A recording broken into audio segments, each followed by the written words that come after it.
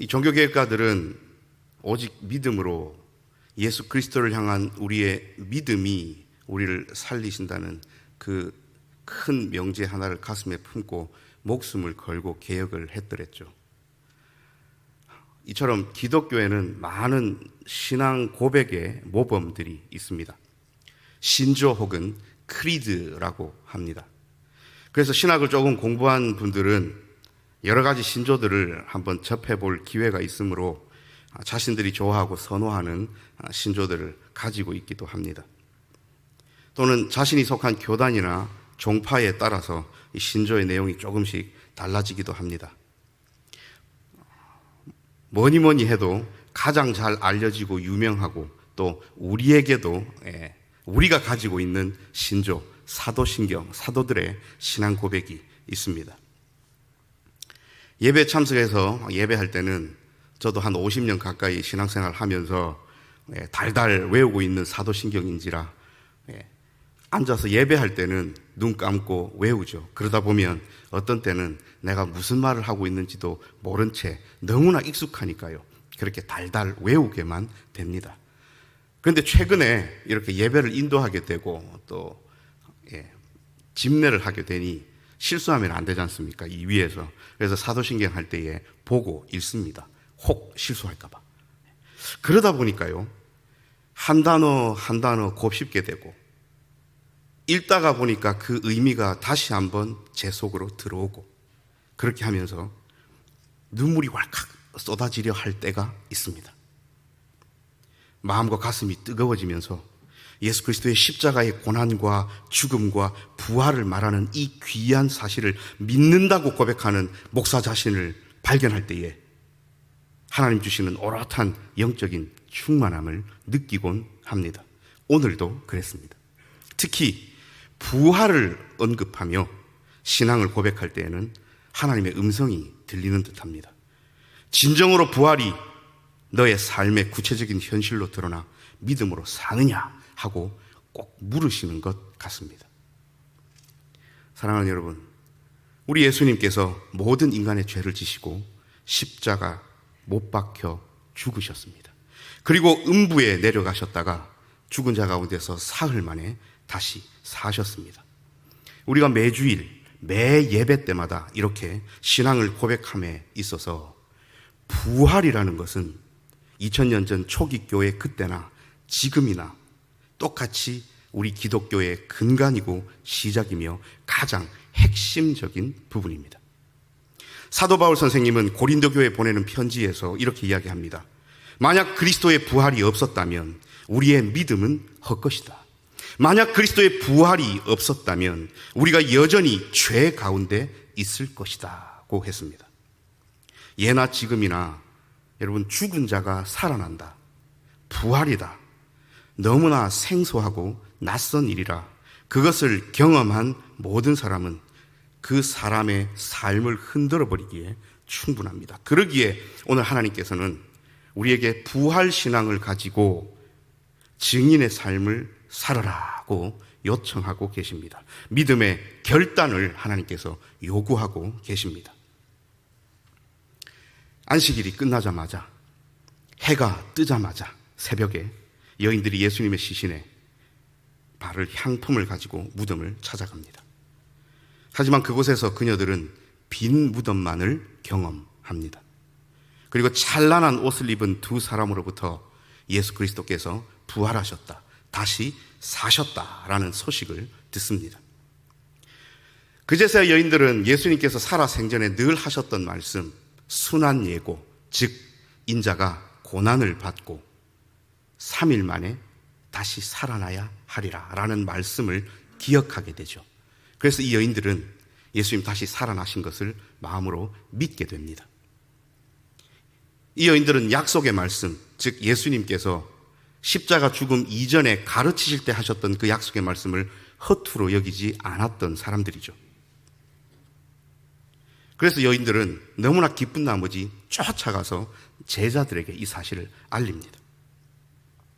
그러나 제자들은 믿지 않았다고 누가는 기록하고 있습니다.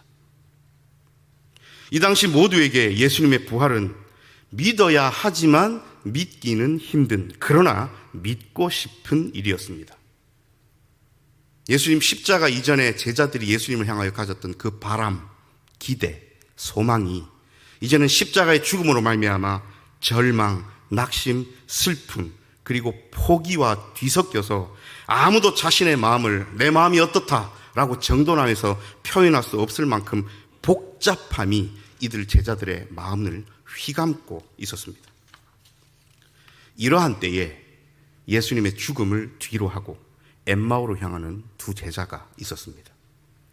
오늘 우리가 읽은 본문 말씀은 부활하신 예수님께서 엠마오로 가는 두 제자를 길에서 만나시고 함께 말씀을 나누셨던 이야기의 뒷부분입니다. 때는 예수님이 부활하신 그날입니다. 안식 후 첫날입니다. 이미 그날 새벽에 여인들이 빈 무덤을 경험했고 천사와 예수님을 만난 일이 제자들과 무리들 사이에 회자되고 있었습니다. 또한 그 후에 베드로와 요한이 무덤으로 달려갔는데 빈 무덤을 보긴 했지만 부활하신 예수님을 만나지는 못했습니다. 그래서 예수님의 부활 사건을 믿는 이도 있었고 믿지 않는 이도 있었습니다. 11사도는 이제 유월절이 지나고 안식 후 첫날입니다. 유월절이 지나고 무교절이 시작되는 그 시기에 예루살렘에 남아있어서 무교절을 계속 지키겠다 이렇게 생각했던 모양입니다. 그런데 오늘 엠마오로 가는 두 제자는 유월절 지키려고 절기 지키려고 예루살렘으로 올라왔는데 웬걸요? 예수님이 십자가에 못 박혀 죽으셨어요. 그래서 실망과 절망에 사로잡힌 채 그 유월절 예루살렘에서의 절기를 마무리하고 아마 고향인 엠마오로 돌아가고 있는 듯합니다. 엠마오는 예루살렘에서 약 11km 떨어져 있는 동네라고 하는데 지금 이곳이 정확하게 어디인지 밝혀지지는 않았습니다. 당시엔 절기를 지키러 예루살렘으로 올라갔다가 내려오는 순례객들이 많았으므로 같은 방향의 길을 걷는 순례객들끼리 자연스럽게 길동무가 되어서 대화를 나누곤 했습니다. 먼 길을 걸어가야 되잖아요. 그래서 가까운 동네 사는 사람도 있지만 정말 몇 날 며칠을 걸려서 걸어가야 되는 사람들도 있어서 그 길에서 자연스레 만나 대화를 합니다. 엠마오로 내려가는 두 제자의 길에 부활하신 예수님께서 자연스레 동행을 하십니다. 그리고 그들과 대화를 나누십니다. 이때 이들은 예수님이 누구신지 알아채지 못합니다. 예수님은 그들에게 너희가 길을 가면서 무슨 대화를 그렇게 하느냐라고 물으셨고 두 제자 중 글로바라고 이름이 밝혀진 한 제자가 예수님의 무지, 즉 세상 돌아가는 소식 뉴스에 대한 둔감함을 비난하면서 어찌 예루살렘에서 최근에 있었던 그 일, 나사렛 예수의 십자가 처형에 대하여 모를 수 있냐며 그걸 모르는 사람은 당신밖에 없을 것이라며 어이없어 합니다. 이 어이없음은 마치 어떤 사람이 의식을 잃어서 오랜 동안 병원에 누워있다가 갑자기 은혜로 이 의식이 돌아왔는데 그 의식이 없는 동안 세상 돌아가는 것을 아무것도 모른 채 돌아가서 어떤 사람들이 아이고 이 세상 돌아가는 것도 모르는 사람아 라고 어이없어 하는 것과 비슷합니다. 그러나 사실 누가 더 무지합니까? 자기들과 함께 대화하는 이분이 예수님이심을 몰라보고 있는 본인들이 더 무지하고 세상 돌아가는 것을 모르고 있는 것을 자기들은 모릅니다. 예수님과 예루살렘에서 있었던 일을 이야기하면서 이 두 제자들은 슬퍼하고 낙담합니다. 왜냐하면 이들은 나사렛 예수가 이스라엘을 구원해 주기를 바라고 있었는데 이미 사흘 전에 죽었기에 그 소망과 바람이 온데간데 없어졌기 때문입니다. 유대 백성들은 예수를 하나님이 보내신 위대한 선지자로 여겨서 그에게 이스라엘을 구원해 줄 그 사람이라는 소망과 바람이 다 유대 지도자들이 예수님을 십자가에 못 박혀 죽임으로 말미암아 그 소망과 바람이 물거품이 되었다며 유대 지도자들을 향한 원망 섞인 한탄을 합니다. 이들에게, 이 제자들에게 선지자 예수는 그렇게 유대 지도자들에 의하여 힘없이 무너져버린 나약한 소망이었습니다. 그래서 이들은 실망과 절망 속에서 지금 고향으로 내려가고 있습니다. 이런 제자들을 향하여 예수님께서는 믿음 없음을 꾸짖으시면서 이 제자들에게 모세와 모든 선지자들의 글에 대한 말씀을 풀어주시면서 구약의 글들을 종합하면 메시아는 반드시 고난을 받고 자기 영광에 들어가야 하는 것이 아니냐고, 그렇게 구약 성경이 말씀하고 있다고 오히려 가르쳐 주십니다. 이제 엠마오 제자들의 집에 도착을 합니다. 예수님은 자신의 목적지가 엠마오가 아니라 이 엠마오를 거쳐서 더 먼 곳인 것처럼, 더 가야 하실 것처럼 행동했고요. 이에 제자들은 예수님더러 날이 어두워지고 있으니 깜깜한 길을 걸어가는 위험을 감수하지 말고 우리 집에서 하루 묵었다 가시라며 예수님을 자신들의 집으로 강권하여 초대합니다.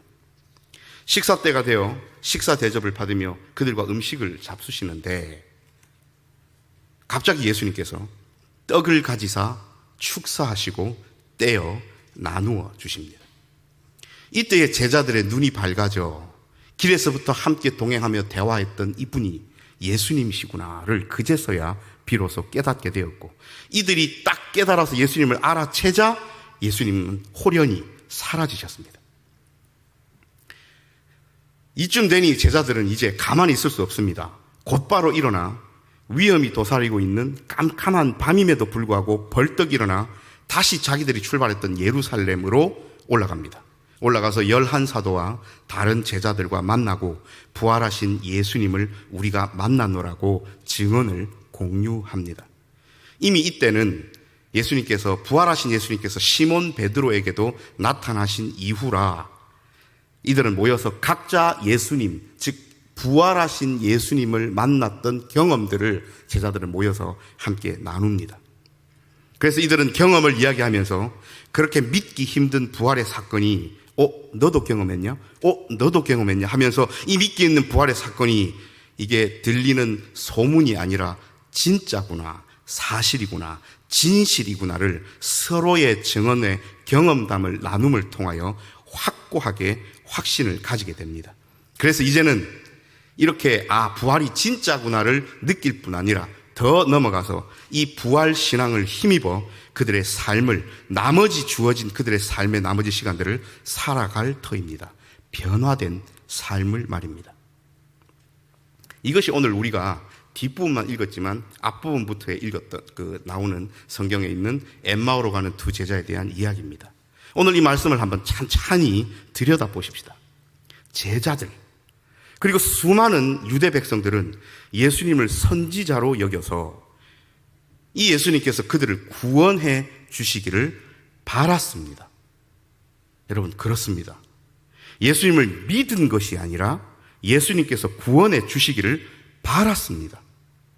그러나 그러한 구원의 가능성이, 그 바람이 십자가의 죽음으로 사라져버리자 이들의 바람은 무엇으로 바뀌어버립니까? 절망과 낙심으로 바뀌어 헤매게 됩니다. 이것이 바라는 자들과 믿는 자들의 차이입니다.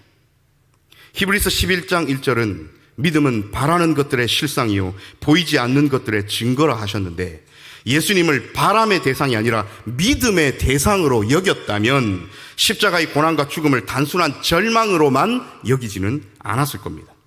더군다나 예수님께서 제자들에게 자세하게 설명해 주셨듯이 구약 전체는 메시아, 그리스도,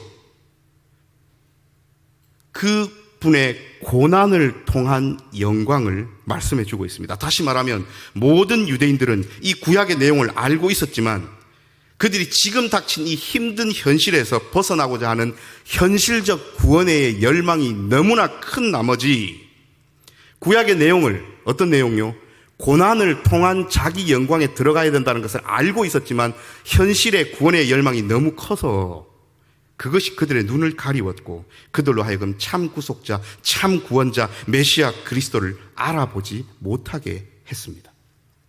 모세와 모든 선지자들의 글이 고난을 받고 자기 영광에 들어가실 메시아를 이야기했는데도 불구하고 그들은 자신들이 원하는 방향으로만 말씀을 바라보았습니다.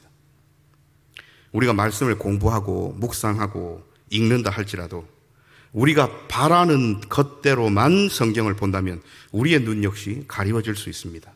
그런 묵상으로는, 그런 공부로는, 그런 성경 읽기로는 예수님을 제대로 알아가기가 힘들 수 있습니다. 그래서 예수님은 모세와 선지자들의 글 중 일부분이 아니라 모든 글들을 길을 걸어 오시면서 이들에게 풀어서 말씀해 주셨습니다. 이제 예수님은 제자들의 집에 들어가셔서 음식을 대접받으십니다. 그런데 여기에서 우리는 이상한 점 하나를 발견합니다. 분명 엠마오의 제자들이 이 집의 주인이고 그 집에 예수님은 손님으로 초대되셨습니다. 그런데 이상하게도 예수님은 마치 주인처럼 떡을 가지시고 축사하시고 떼어 오히려 그들에게 나누어 주십니다. 문자 그대로 주객이 전도되었습니다. 그러나 이는 우리 인생의 참 주님이시고 주인이 누구신지를 강조하려는 누가 선생님의 숨은 의도가 들어있습니다. 그리고 이 떡을 받으면서 제자들은 비로소 예수님이 누구신지 깨닫게 되지요. 그리고 그제서야 길에서 말씀을 풀어주실 때에 우리의 마음이 뜨거워지지 않았냐며 둘이서 각자의 경험담을 나눕니다. 여기서 뜨겁다고 번역된 헬라어 단어 카이오메네는 불탄다는 뜻입니다. 그러니 직역을 하자면 예수님께서 길에서 우리와 대화하시면서 말씀을 풀어주실 때에 우리의 마음이 불타는 듯 하지 않더냐 이 말입니다. 사실 예수님은 이 땅에서 사역하실 때에 사랑하는 제자들에게 먹을 것을 많이 나누어 주시곤 했습니다. 떡을 가지사 축사하시고 떼어 나누어 주신다는 표현은 여러분 어디에서 나오지요? 오병이어 사건 때 이 표현이 나옵니다. 남자만 5,000명을 먹이실 때에 떡을 가지사 축사하시고 떼어 주셨습니다. 또한 잡히시기 전날에 12제자들과 함께 식사하실 때도 이 표현이 사용되었습니다. 떡을 가지사 축사하시고 떼어 나누어 주셨습니다. 우리가 조금 더 깊이 생각해야 될 예수님의 함께 식사하시고 제자들을 먹이시는 것은 방금 두 가지 예는 예수님께서 십자가를 지시기 이전 일이었고요. 부활하신 예수님께서 또 제자들에게 나타나셔서 제자들을 먹이신 일들이 있습니다. 오늘 우리가 함께 읽은 엠마오의 두 제자 집에 들어가신 예수님께서 그들에게 대접을 받으시는 것이 아니라 오히려 주인이 되셔서 그들에게 떡을 베푸셨습니다. 그랬더니 그들의 눈이 밝아져 예수님을 인식하고 깨닫게 되었으며 결국 예수님께 떡을 받아 먹은 그 이후의 엠마오 두 제자의 삶은 그 이전의 삶과 극명하게 차이를 보이며 변화된 삶을 살았습니다. 마찬가지로 요한복음 21장에는 부활하신 예수님이 다시 업으로 돌아간 베드로를 만나시는 장면이 나옵니다. 거기서 예수님은 물고기와 떡으로 아침 식사를 친히 만드시고 함께 나누어 드시고서는 베드로에게 질문하시죠. 요한의 아들 시몬아, 네가 나를 사랑하느냐? 이렇게 물으셨죠. 부활하신 예수님을 한번 만나서 예수님이 주시는 음식과 떡을 두 손으로 받아 먹을 때에 이 제자들의 삶은 완전히 바뀌었습니다. 엠마오의 제자들은 예수님을 단순한 선지자로만 여겨서 그에게 무언가를 바라기만 하고 약속의 말씀을 자신의 바람으로만 해석하고 오해하는 삶에서 벗어나서 예수님의 떡을 받아 먹을 때에 진정한 부활의 증인들이 되었습니다. 베드로는 어떻습니까? 사도 베드로는 예수님을 부인하던 믿음 없고 용기 없던 삶에서 벗어나 예수님께서 차려주시는 아침 식사를 나눈 이후에 평생을 복음 증거자로 살았습니다. 예수님과의 한순간의 만남은 이 제자들의 나머지 삶 전체를 통과하며 이들을 붙잡았습니다. 이것이 예수님이 가지시고 축사하시고 떼어주시는 떡을 믿음으로 두 손으로 받아 먹으며 살아야 할 우리의 이유입니다. 이것이 우리의 삶의 주인이 우리 자신이 아니라 예수 그리스도여야 하는 궁극적인 이유입니다. 그렇다면 우리는 어떻게 이 떡을 먹고 영적으로 불타오르는 삶을 살 수 있을까요? 사랑하는 여러분, 예수님께 무엇을 바라는 삶이 아니라 예수님의 약속의 말씀을 믿으며 살아가십시다.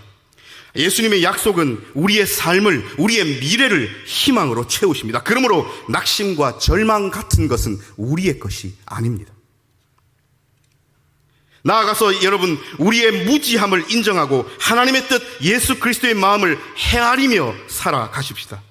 이를 위하여 우리는 우리가 바라고 원하는 대로 말씀을 대할 것이 아니라 성경 전체가 우리에게 주시는 약속을 제대로 믿고 이해하며 살아야 합니다.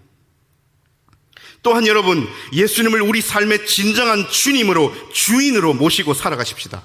입술로만 주님, 주님, 주여, 주여 할 것이 아니라 삶의 궁극적인 주님으로 모시고 믿을 때에 비로소 주님이 주시는 떡을 받을 수 있습니다. 이렇게 뜨겁게 부활하신 예수님을 만나는 사람은 진정한 증인의 삶을 살아갈 수 있습니다. 부활하신 예수님을 만나는 경험을 한 사람들은 더 이상 밤의 어두운 위험을 두려워하지 않습니다. 벌떡 일어나 다시 은혜가 있고 죄사함이 있으며 예수님의 핏자국이 남아있는 그곳 예루살렘으로 다시 달려 올라갑니다. 이 불타오르는 뜨거움은 세상이 결코 감당하지 못합니다. 사랑하는 여러분, 엠마오로 가는 두 제자는 사흘 전 있었던 예수님의 십자가 죽음으로 모든 희망이 사라졌다고 생각하며 집으로 터벅터벅 걸어가고 있었습니다. 더 이상 구원도, 그 구원을 이루어줄 사람도 없다고 생각하는 절망의 그때에 살며시 우리 예수님은 그들 곁에서 함께 걸으셨습니다. 그리고 말씀으로 그들의 마음을 불타오르듯 뜨겁게 하셨고 그들을 가르치셨고 깨닫게 하셨고 떡을 떼어 나누어 주셨습니다. 부활하신 예수님을 경험한 제자들은 이제 더 이상 과거의 절망 속에 머무를 수 없습니다. 그릇된 자신들의 바람이 절망으로 변하였다면 예수님은 참 주인이 누구신지 그들에게 알려주시면서 그 절망을 궁극적인 희망으로 바꾸어 주셨습니다. 뜨거운 그들은 이제는 증인의 삶을 살 수밖에 없습니다. 인생의 주인이 예수 그리스도임을 고백하지 않을 수 없습니다. 그 주시는 떡을 먹지 않을 수 없습니다. 우리는 우리가 나와서 예수님을 우리 삶의 주인으로 모신다고 생각하지만 이미 예수님은 주인으로, 우리의 주님으로, My Lord로 우리의 삶에 와 계십니다. 우리와 함께 걷고 계십니다.